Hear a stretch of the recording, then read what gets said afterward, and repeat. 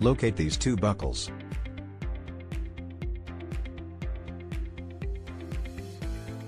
Use your fingers to push the buckle outward first, and then press it downward.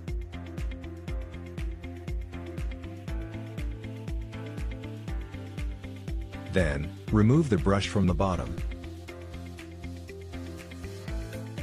The disassembly method for the two brushes is the same. If using fingers is inconvenient, a slender rod can be used instead.